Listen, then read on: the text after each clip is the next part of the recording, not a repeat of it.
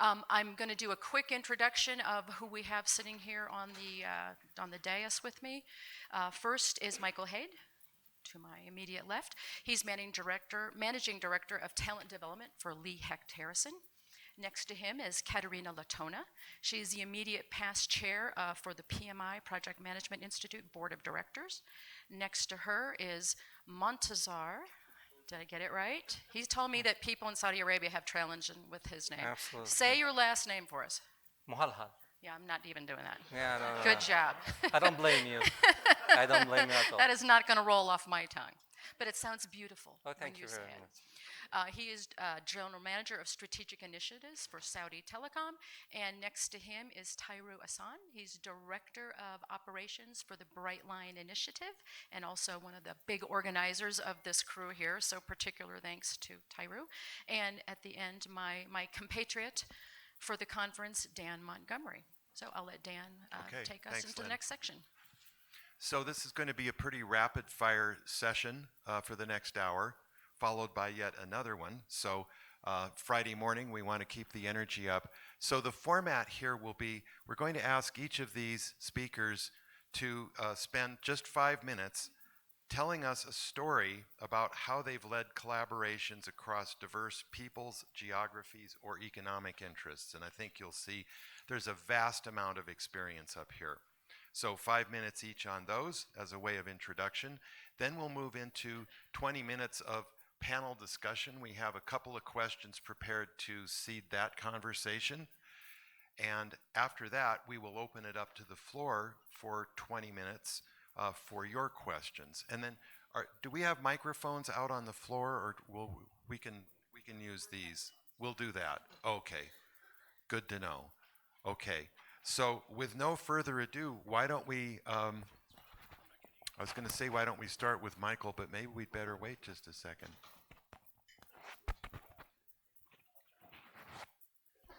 Are we ready to go? Okay. We'll have Michael Haid first. Thank you. Right. What's he going to say? Am I on? Oh, good. Okay. A story about global cross collaboration. I think one of the most interesting experiences I've had actually occurred about 12 years ago when I was tasked to put together a global talent assessment function for an organization that spanned 50 countries and had no such function prior to that. So there were a lot of things going on in terms of cross-cultural collaboration or the lack thereof in putting that together. Every country at that time was doing their own thing in terms of evaluating their talent. They had their own types of targets that they were evaluating towards. They had different philosophies around what actually constituted talent. They had different philosophies around was personality versus reputation. There were a number of different culturally nuanced mindsets at play in that 50-country footprint. They had 16 individuals that were regional representatives for a gathering of those different countries. So there were 16 people that I got to work with. And my approach to that was to actually go see them. And I was fortunate enough to have budget to do that. So going to see them and actually spending some significant amount of time, not just a day or two, but a week in some places more than that, to really begin to understand how they saw talent, how they saw assessing talent, what they saw as being the outputs of all of that, and also understanding the country cultures they were in, as well as the P&Ls that were driving those countries' businesses, because that had a lot to do with the way they saw talent and the way they were handling and managing talent. So through that process, they got to know my mandate. I also got to know their cultural nuances that needed to be taken into account. And the effort took far longer than we were supposed to take. I was given 2 years to set this up, and it actually took about 3. It took us a year and a half to decide what format a competency should be in. So just how it appears on paper. Took a year and a half to agree that. And I don't think we ever reached total agreement, but we did reach consensus. And after that, things got pretty smooth because not only had we come to agreement on the format of the competency. We had come to agreement on some competency targets at a high level. And what became apparent over that first 18 months is that there was no way we were going to implement a one-size-fits-all, because there were just too many cultural differences that were legitimate differences that needed to be taken into account for a global evaluation strategy to ever get legs and to take hold. So what we ended up doing was creating a framework underneath which local regions could operate with some degree of autonomy, and then establishing sort of the ground rules and the borders that they could stay within, so that we could say that we had a consistent talent assessment evaluation process. But again, because I was being driven to a 2-year timeline, it actually took a little bit over 3 years to accomplish that.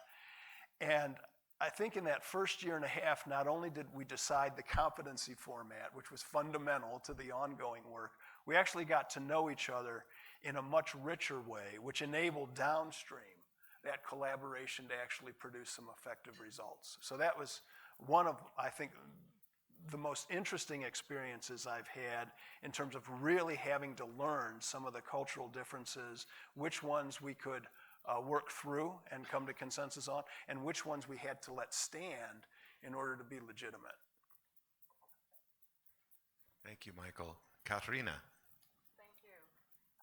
First of all, I'd like to thank Lynn, Dan, and Jim for giving us the opportunity to be able to share our insights with you. I think collaboration is a significant topic, and I'd like to also congratulate ASP on their 20th anniversary, enabling all of us in the room. So I want to give them a big round of applause.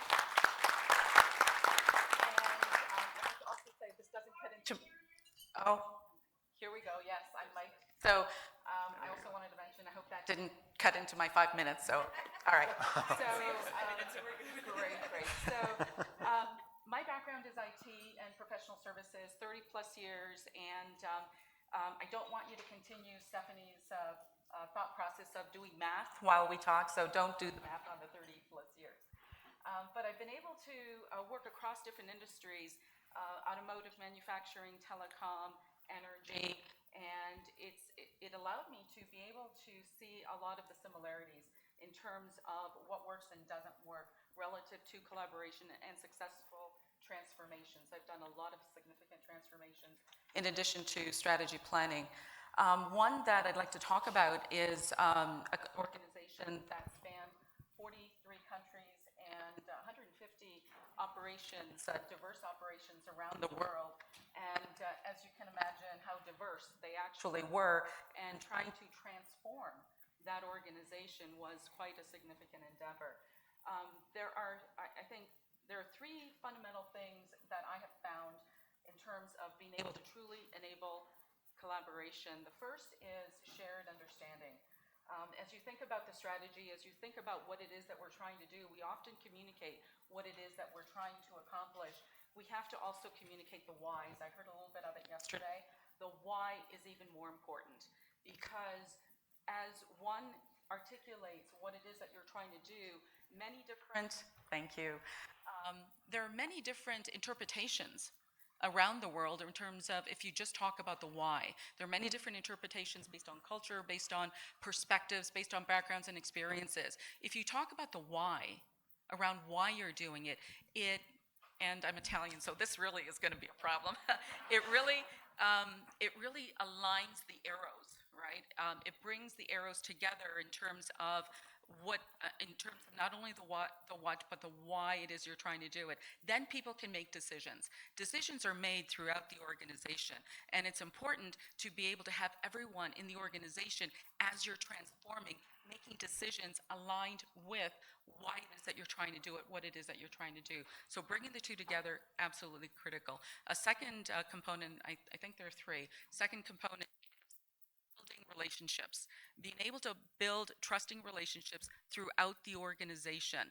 And it is an investment that the organization needs to make to be able to bring people together.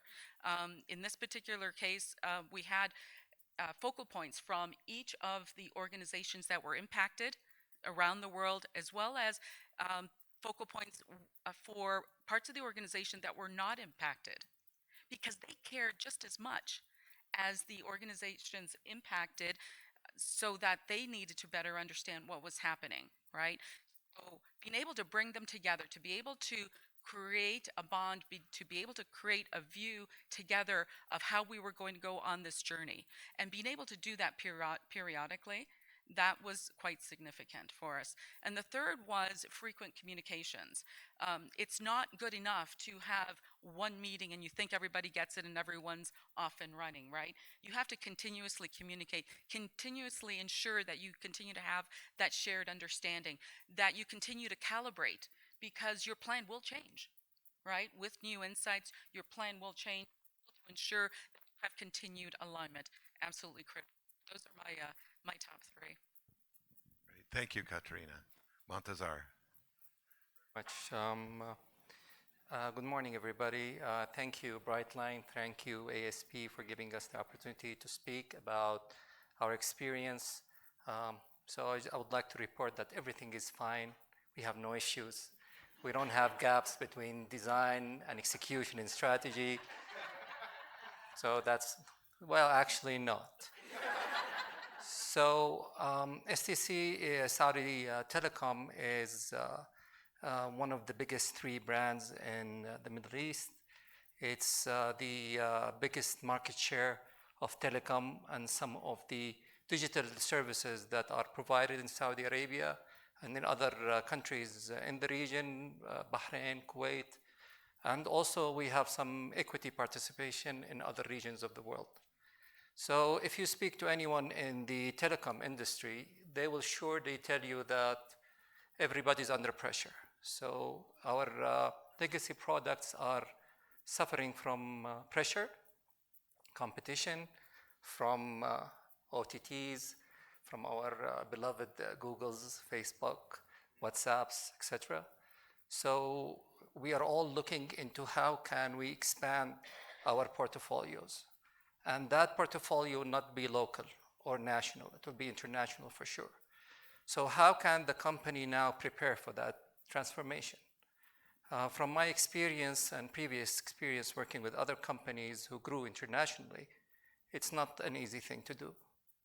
So what do? Do you go and focus on due diligence and how can you going to acquire those capabilities or those different verticals, or do you build your capabilities first and then go? So I think this is the biggest question for any company that is thinking to grow beyond its boundaries. So what we are trying to do is to balance and to find that balance. And I think some of you can imagine these discussions with the executives and the board. It's not easy. So how can you gear the emotional capital of the organization going forward? And how can you make sure that whatever ambitious plans that you want to go and present to your board are really on the ground and really impacting your business positively? So I think this is one of the biggest things that we are looking at, aside from also digitally transforming. We're trying to look at how can we use digital tools today to transform and to become more agile and efficient. And I think the words agile, design thinking, strategic planning are overused. And you will hear this a lot. But what we're trying to do is to really have something on the ground that would help us and also impact the national platform that we are creating with other champions in the region in order to share and to also address some of the common challenges going forward. Thank you. Thank you. Tyru. Thank you so much. Morning, everyone. Very pleased to be here and very pleased also for the collaboration, the partnership with ASP. Yesterday, I saw Jim asking how many people are here for the first time, and many people raised their hands. So I'll ask maybe how many people then knows Brightline in this room? Okay, so I have about 50%, so I maybe will skip that part without getting into the details of explaining what Brightline is about, except to say that we are a PMI, project management initiative, dedicated to help organizations bridge the gap between the strategy that they design and its delivery. And when we look at the concept of global here, we have a global coalition because we believe that to bring the different insight, it doesn't have to come from one place. We have Saudi Telecom on the coalition, we have Technical University of Denmark, we also have NetEase, the Chinese company. So we built a global coalition to help us get the insight from the different corners of the world and bring it to leaders so that they can go ahead and deliver their strategies. Now, the point that I want to cover, prior to Brightline, I was in the UN. I worked for about 5 years with an organization named UNOPS. And it's about how do you deliver and improve people's lives through better project. And the UNOPS is in about 80 countries, okay? And there are different things, as Michael was mentioning earlier, different places, different ways of doing things, and how do you align these different things together? And the intent then is, of course, when we are involved in a project, let's say in Haiti, and then we move on to deliver a project in Myanmar, we need to be able to deliver this project consistently, deliver the same outcome, and while we are mindful of the specificities of the individual countries. Because what we have in Haiti may not work in Myanmar, or it may not work in South Sudan. So we don't have a one-size-fits-all. It has to be something that is tailored. So the approach that we've used was three-pronged. One, it was about creating consistency. So that one through sometimes standardization. And then second, once you have that standardization, of course, the people within your organizations need to know it. So there is a component of capacity building that is required so that people know what that standard is. And then the third one, of course, sometimes you go, you learn, you have a standard, you've gone to the training, or many of us have experienced it, you go back to your seat or your desk, and you're like, how do I start, right? It's kind of the training and the standard didn't help you necessarily. So the third piece then was about implementation support. So showing people how to do it on the job and making sure that it happens. So through these initiatives, then we were able to deliver the project more consistently, achieving the outcome that we're looking to get and improve life of people. One thing though, as I was reflecting back on it and reflecting the whole process, it happened to me when last year Brightline delivered what we call the 10 guiding principle. It happened to me that through that process, the element of a guiding principle were coming in, and I'll just focus on three. The first one, we say strategy design is as important as strategy delivery. What we see often is, whatever the organization is, people think, people dream, there is what they want to do. But moving actually from the dream to make it real is something very difficult. So sometimes people start the dream level, and we say we need to move beyond that dream and make it real. The second thing that I've seen in this cross-function collaboration is actually assigning the resources. Because sometimes people say, okay, you need to do this, then you don't have the resources to do it. So assigning the resources and allowing people to, again, strive and get the work done. The last piece, of course, when you bring people together to collaborate, there's a need to acknowledge those that are doing great work.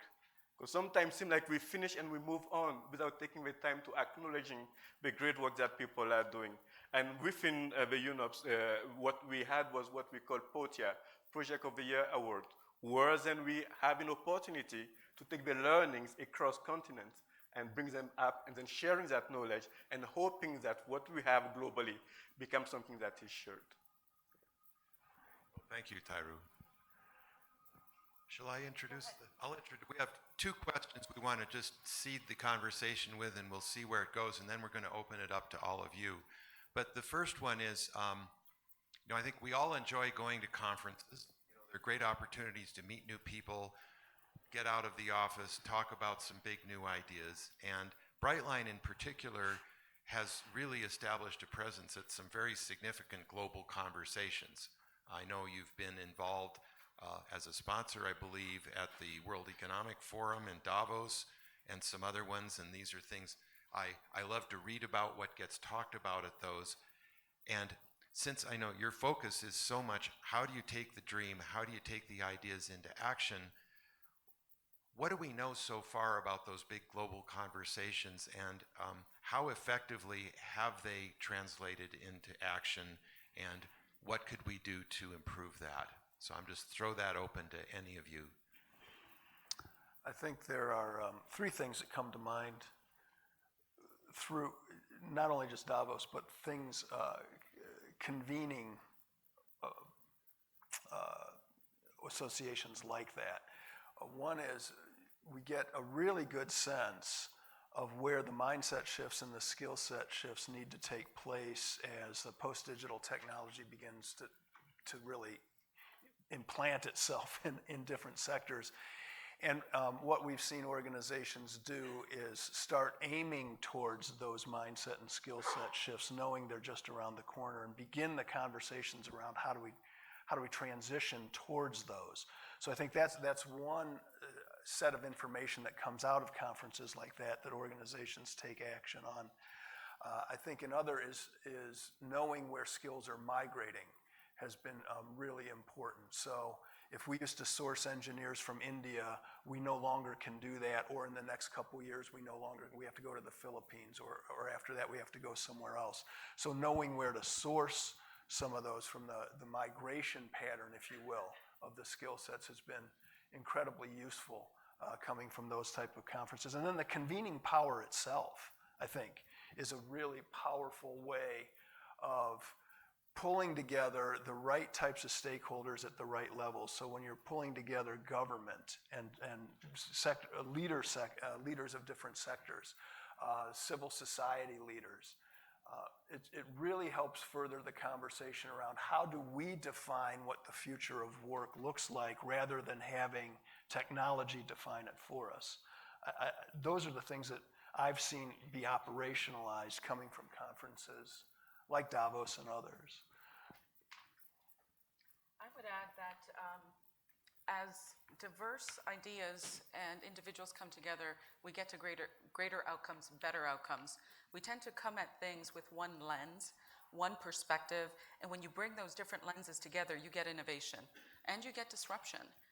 Oftentimes, we tend to think there are many barriers to entry, and today with technology and the rate of change, those barriers have all come down. When we think about just in the business sector, use one that we all know, Airbnb, a hotel company without buildings, right? The barrier to entry was great prior to the ability digitally to just stand something up that allows people to access, right? So the way to be, as we look at how the rate of change has enabled us to solve bigger problems in different ways, and having diverse perspectives come into that really enabled us to be able to get further together, I think. Maybe I will add, I will say that typically global problems cannot be solved only locally. Yet you might need to start locally, you might need to involve people locally, but you cannot solve this global problem locally. And if I was to take maybe the example, of course, some people still believe, some don't. I believe global warming.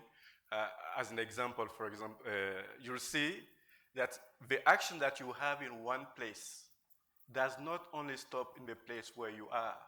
The impact of the action that you take here could affect places around the globe. So conferences or convening like Davos, for example, could create a forum where people can discuss these global issues and finding ways of tackling them and moving forward. The challenge that I see sometimes during the global conferences is people come, people talk, people go back, and nothing happens, right? And then people starting getting more like skeptical regarding the engagement that they are taking. But if actions follows, so the strategy of the decision, each action follows the decisions that are made, what you'll get is more and more people buying into this and more people taking action to make things moving. Sometimes, it takes crisis, for example, to make this happen. And that makes me think maybe, let's say in 2014, when the Ebola crisis started in West Africa, Liberia, Sierra Leone, and Guinea, all of a sudden, you see everybody coming together because that effect there could affect everyone. So everybody got scared. People, the airplanes, the whole world basically was coming together to see how they can tackle it. And all of a sudden, that crisis created the need basically to take action. But I believe that we cannot stay in our corner, in our silos, and thinking that we can have a solution for the entire world. And that applies to our own organizations.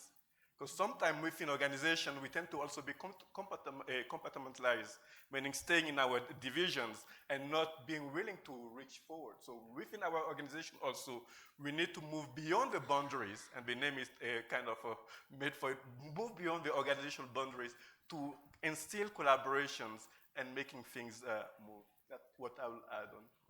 So just to continue that line of thought, I think one of the blessings of being part of the coalition of Brightline is actually sharing that knowledge. So Brightline is represented in the most strategic events worldwide. So we don't have to be there. So Brightline being there, sharing the knowledge, the takeaways from these events is extremely valuable for the coalition members and for those who follow Brightline. So this is one of the good things. And again, I think we need to also look at attending these events from a global perspective, not actually focusing on first world events, because we're always under the impression that the first world is the beacon of knowledge and experience, and they have the solution for everything. And if you believe in that, you wouldn't have Asian economies competing today head and head with the biggest economy in the world. So I think we need to diversify our presence and diversify our knowledge about what are the issues and how we can resolve them going forward. Yeah. And do them in a collaborative way. Absolutely. The coalition that's been built by Brightline really brings thought leaders together, and they willingly came, because they know and recognize this is an issue. This is something that we can solve, that we have practical experience around, and the resources are free to you. And that is something that, as PMI, we felt was important to be able to provide that to the profession, to be able to progress our ability to move forward as a society. Because as you think about what we do, we actually make change happen around the world. All over the world, in terms of every single project, every single strategy, we make change happen. And how do we better enable that? We put a lot of dollars into it. We want those results.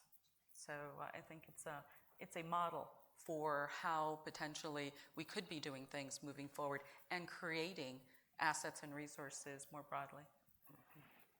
Great, okay. Thoughtful answers, thank you. So the internal culture of an organization, the culture of the community that it operates in, the ecosystem that it operates in, all of those things have an impact on how collaborations are formed, how successful they are, whether they get traction, whether they don't get traction.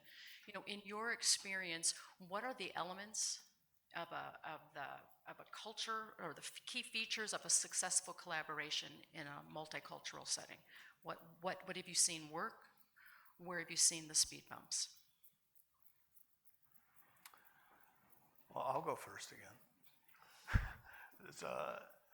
I think one of the things that's very necessary to understand are how different cultures perceive certain things that always will impede on collaboration. So identifying those categories of things that can get in the way of true collaboration. So for instance, if you're convening a cross-cultural team and you need to get something done, and you really don't understand a lot about the culture those people are coming from.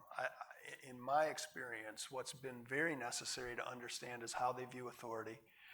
Is authority given or is it earned? Because if you're convening this, your authority, if bringing that into the team, you have to know how that's thought of. Another category is what is meant by time scale. Oftentimes, what we call urgent in one country and the time scale we assign to that is very, very different than a time scale assigned to urgency in another country. So knowing who's sitting around the table, so to speak, and the time scales they're moving in is very, very important in order to move that team forward in a time scale that everyone can agree upon, whether it's an urgent time scale or some other time scale.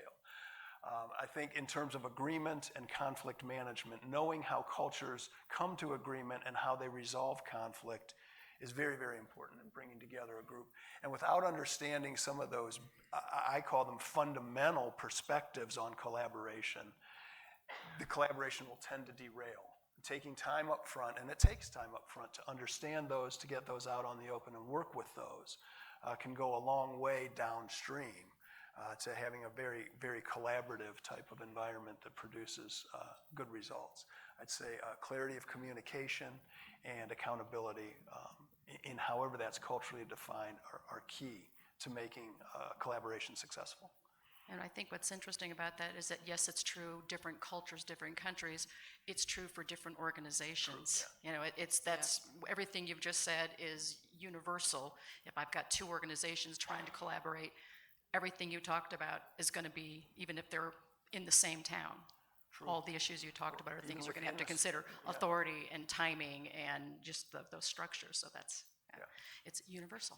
Yes, Lynn, as we think about within an organization as well, the culture, beyond the cultures from a national perspective, there's the culture within an organization, and as you know, it's the unspoken words, right? It's not what leaders say, it's how they behave. Even though they say they want the ideas, they want to be able to be agile, create an environment where you can fail. If the actions don't support it, then that's where the disconnect comes from, and the behavior you get is not what you're expecting. So what I've seen and what it boils down to is leadership. It starts at the top.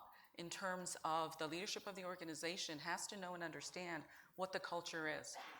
They have to be open to hearing and understanding the realities of what the culture is, and if that's something that is not conducive to what it is that they, or how it is that they want to be able to move forward, they themselves have to change. They themselves have to recognize that their behaviors, how they make decisions, where decisions are made, how they behave has to change to be able to enable the kinds of things that they want to be able to create as an organization.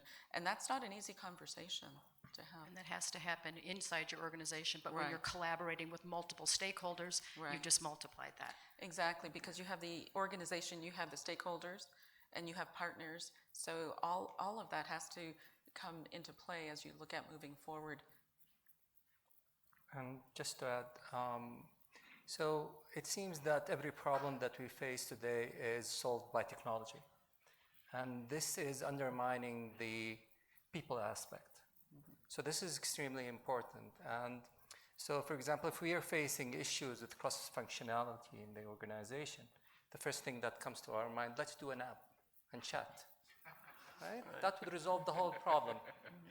And in most of the instances, it doesn't, actually. It's just a negative investment. So I think we need to understand our culture, understand our people in the organizations that we are leading, and try to understand why do we have issues with cross-functionality. Why, when we have executives in the same room, we don't work with each other. And continue asking why and why and why until we understand what emotions, what issues we have in our culture that is really, pulling us back. Again, whenever you say agile, design thinking, digital transformation, in a way, technology is dominant, and you have your IT now managing and answering all the questions that engineers will answer, and that's a risk. I'm an engineer, so I'm entitled to talk about engineers. So don't listen to the engineers. Let them design how to resolve an issue, but people problem is about leadership, as you said, and it's very important not to go with technology and forget the people aspect. Thank you. I'm an engineer as well, so if you listen to Montaza, you wouldn't listen to me. I'll say Peter Drucker famously said, again, culture its strategy for breakfast. We all hear it, we all agree with it. And this year, we also were looking at the role of culture within organization. And we did a research with HBR Analytical Services, looking at culture in organizations. And one thing that came out was not only does culture its strategy, culture beats also the structures that you have within your organizations. Meaning that if you have a proper culture within your organization, people are able to move beyond the barriers that are there to collaborate. And some of these barriers, sometimes, I mean, when you get in an organization, people say, we need to be a learning organization. Okay, you can fail and these type of things. And then when you start looking into detail, when you fail, sometimes there are punishment. You are not, I mean, people do not accept it. I'm not saying that everybody should go there and failing, but then if we say the culture is a learning culture where people are allowed to experiment, then we need to accept culture as part of the game. And that doesn't happen. People say it, but don't live it. And culture is something that is, when you go in an organization, it's not written. You don't see it on a wall. It's something that you experiment, something that you live, it's something that breathes. And last year we released what we call a people manifesto, going back to what Montaza was saying people are the key asset within organizations. They make things happen. They keep strategy in motion. Unfortunately, not always do people put people at the center of the organization. It is a talk. It's not necessarily reality. Now, in that people manifesto, we had 2 tenets. A 4 tenet in total, but there are 2 that I want to talk about. One, we say culture is never built. We're talking about culture here. Culture is never built. It's something that it can evolve. Because sometimes we say, okay, we need a new culture. And as Montaza say, okay, we need a new app. Let's go through the app to collaborate. But that needs to be organic. It needs to be natural for people to get into that collaboration. And the second piece that we said in the four tenets, one of the tenets was collaboration is key, but isn't everything. I'm not here to say we should be dismissing collaboration. I'm here to say also that there are circumstances that we may need to give rise to the individual. There are things that the individual might do better than if it was a team. So we shouldn't dismissing that part. Of course, we need to collaborate, but for elements where you need to tap into the ingenuity of the individual, you need to make room for that to deliver and to have an organization that is more optimum. Let's collaborate, but let's also give room to situations where you may need the individual to step in and help us happen. I think, one thing I'm hearing from both of these questions we've been exploring is that you need complementary kinds of approaches. I mean, the idea that we can have these big conversations, it might lead to some consensus and some coordinated action. It might just simply activate the intelligence of a lot of people in the room who can go out and do things individually or within their own organizations. And similarly, what you said, that if we just say everything has to be coordinated action, we lose the power of the individual. So I think, as with many strategies, we always need to accommodate paradox, don't we? So let's take some time to hear what you're thinking. You could ask these panel members. Lynn and I will just circulate out in the audience and take questions. So, Dan, if I could just add, as you're certainly. finding questions, it's interesting to me as we have more and more technology, we forget about the human element. Yes. And we depend on technology to replace some of the humanness that is needed to actually build relationships, to collaborate, the kinds of foundations you need to actually collaborate. And then those technologies can better enable.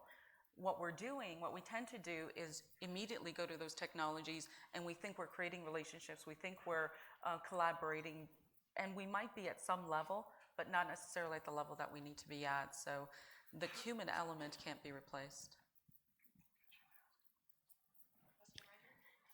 Thanks a lot for your acknowledgement of the complexity of the nature of human beings. They just don't seem to be mechanical.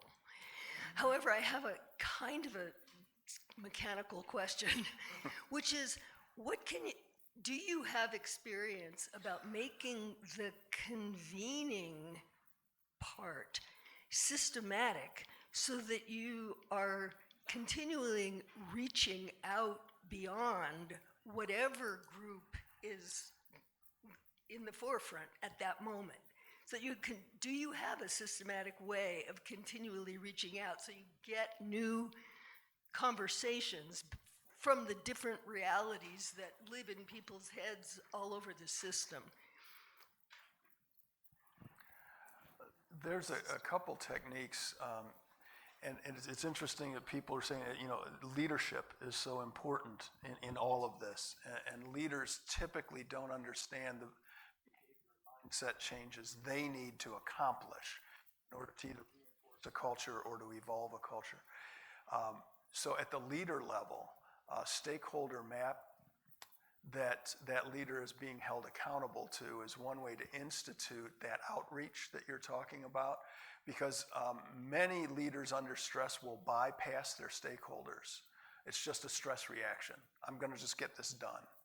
And without maybe a coach or somebody there just at the leader level to remind them there's a broader world out there that you need to convene around this issue. It can easily fall back into very isolated types of problem solving. So that's one technique, a very, very micro, at individual level that helps address that need to get outreach and systematize it somewhat after a period of time, after behaviors have changed.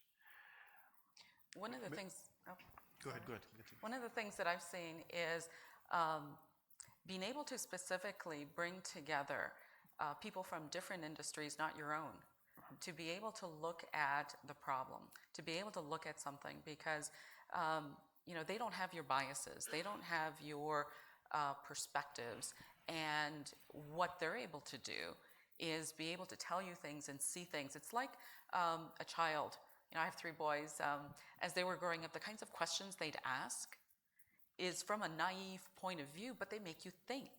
Right? They make you think differently, and they really expand your view of things. So being able to take a broader view, don't necessarily surround yourself with like-minded thinkers from the same industry. Bring in the different industries, governments, and other perspectives to be able to help you think through things and help you see what you might not be seeing. Maybe if I can add to that on the topic of leadership, I'll say something that may seem controversial, but I'll just ask you to stick with me. I'll say leadership seems to be overemphasized. Let me explain. Of course, leaders are needed in organizations. They have a vital role. But what we see, though, is when you go to, let's say, MBA programs and everywhere, people teach you how to be a leader. So it's a leadership course. And there are cases we feel that the leader need to follow. Fellowship need to be valued. But there is nowhere where you go to learn about how to follow. And sometimes when the leader set the direction, it's the first person that follows that create more people to follow. But people tend to undervalue that. And we're saying, of course, that creates a situation where the leader is meant to know all the answers. Okay, there is a question, the leader need to find the answer. But sometimes I don't know. Might be the answer, and then going to the people within your organization to find the insight that I needed to move forward. And then the second piece that I will add, of course, and it's part of the tenet that we've developed, is us as individuals within our organization, we all act in our own self-interest. Irrespective of whatever the end is, we act in our self-interest. And what needs to happen then is when we're drafting our strategies or we're setting the north or the compass, is to understand what is in it for the individuals within the organizations and addressing them as we're building the strategy. Because if you don't, you can come and say, I have this change, but if the person doesn't believe it, or if the person doesn't see the place for him or her in that change, that person will start sabotaging that change, and it won't happen. So taking the individual interest in as we're drafting our strategies is fundamental as well in addressing the point that you're asking. Okay, we have a question over here. We have a question. Good morning. My question is primarily to Muntadar, but everyone else is welcome to pitch in. We know that Saudi is embarking on a very aggressive strategy, transformational strategy, and I would like your view and opinion on how does that, going back to what Catherine was saying, making change happen, how did this change affect the initiatives in STC and in the Saudi companies in general? So, as a citizen of Saudi Arabia, I'm thrilled that we have a vision that we're working towards. And I think there is a huge traction of positiveness in the society and also in the B2B sector in Saudi and in the region. So definitely being a leader in IT, this is how we would like to perceive ourselves now, right? We are considered the one of the most important contributor to the Vision 2030 of the government. So that definitely cascades into our programs, our strategic programs, and our platforms as well. So again, digitization is an important vertical within the vision, and we believe that we are the arm and the mean for that vision to take place.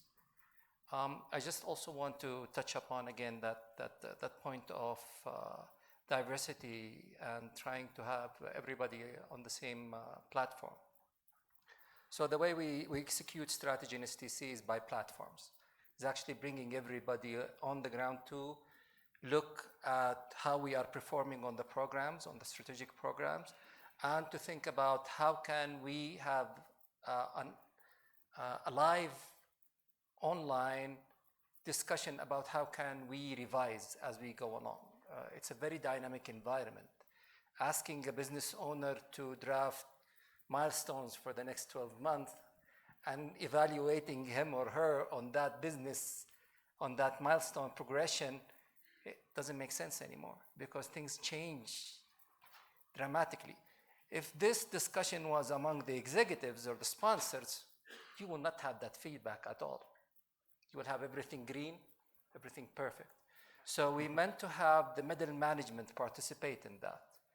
And I don't know how many, because value creation is all about innovation.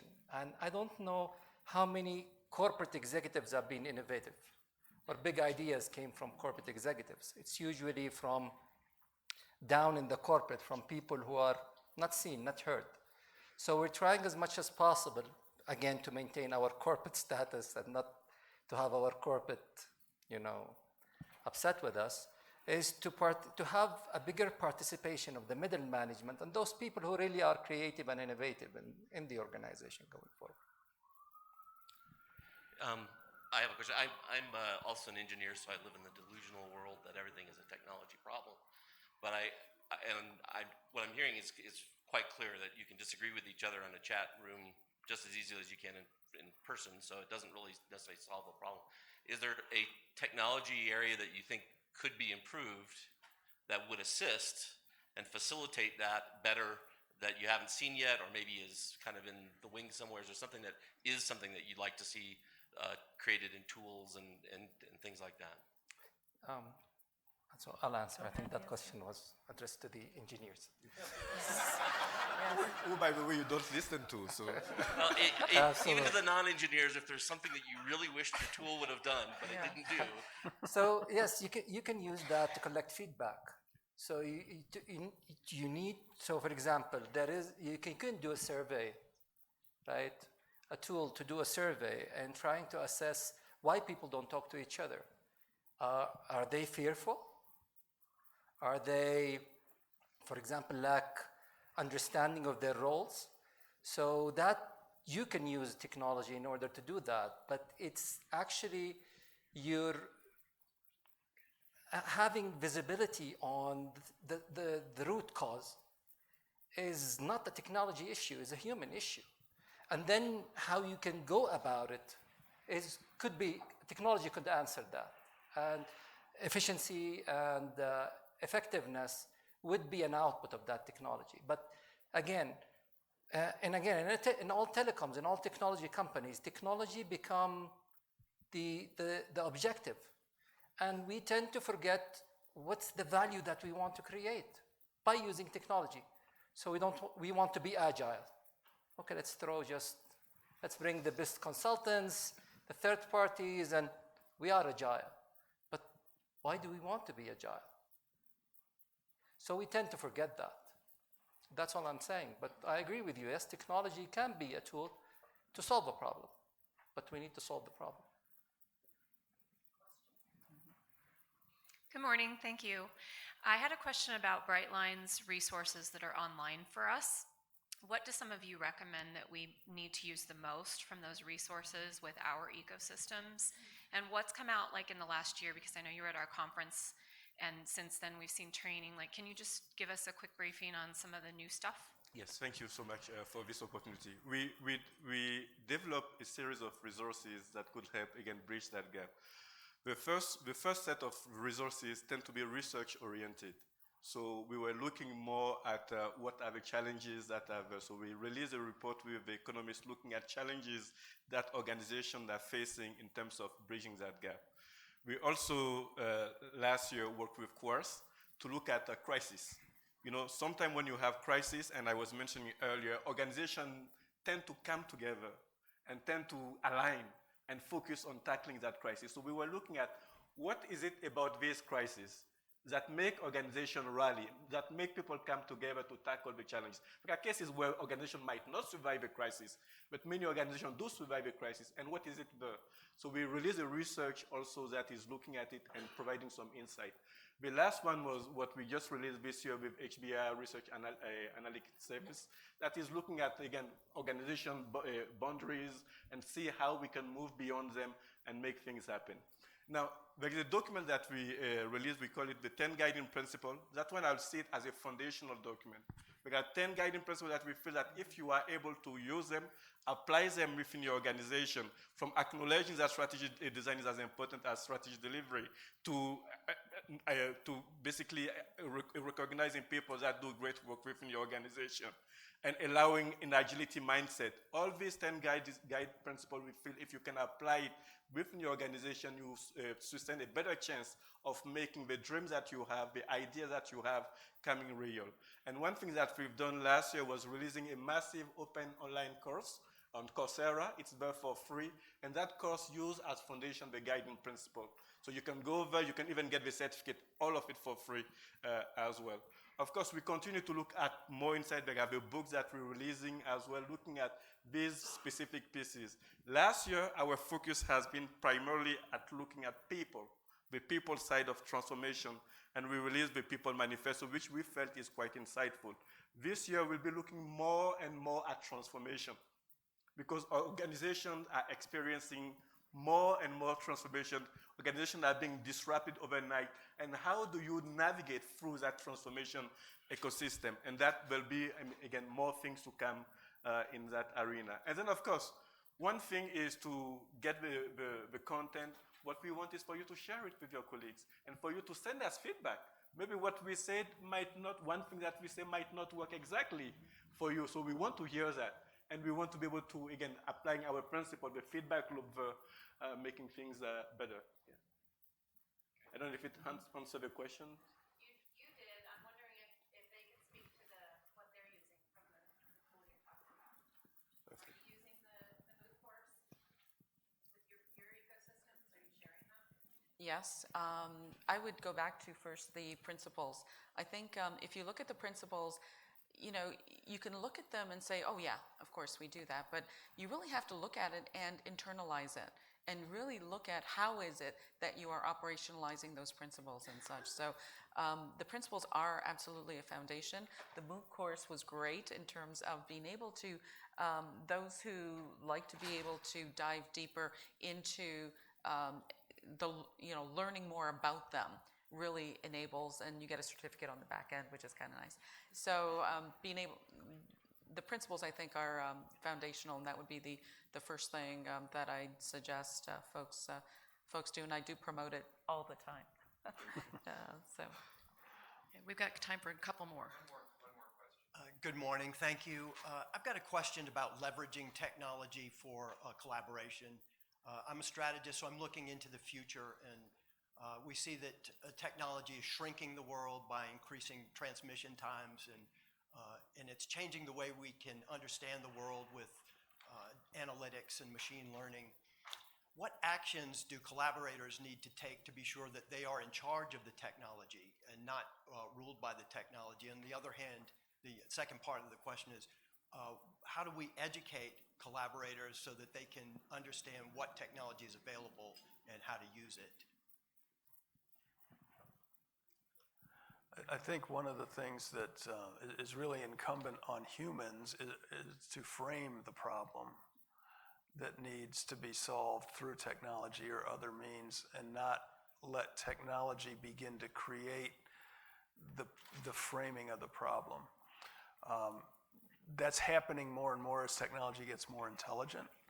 So one of the things that I think is uniquely human is the ability to restate a problem in a way that it could be solved, where technology is, I don't think, is to the point where it can do that, because that takes a certain degree of intuitive and imagination that's not locked into technology right now. That'd be the first thing I'd say is extremely important to keep in mind and to remember about ourselves, is that we have that ability. And then technology is in the service of solving a problem that we have framed in a way that it possibly can be solved. Yeah, I would agree. Focus on the whys, right? Being able to understand what it is that you're trying to accomplish. And technology is an amazing enabler. When you think about technology, you always have to have an always-on curiosity about technology. That's a requirement moving forward. As we think about the future of work and the future of an individual and the skills that they need, that always-on curiosity has to be there. You have to always be on the prowl for what's new, what's different, what's coming out, and how to be able to apply it. What are the opportunities? But you also have to have a healthy dose of skepticism as well in terms of what are the downsides. So I think, being able to focus on the why, but also you really need to keep up with what's going on out there and how can you leverage it to be able to better enable technology as an enabler. All right, we are just about at the top of the hour. I know there were more questions out there, but I'm afraid we're not going to have a chance to get to them in our really fast hour of discussion. Please join me in thanking these wonderful panelists. This was a fascinating discussion. We very much appreciate your insights.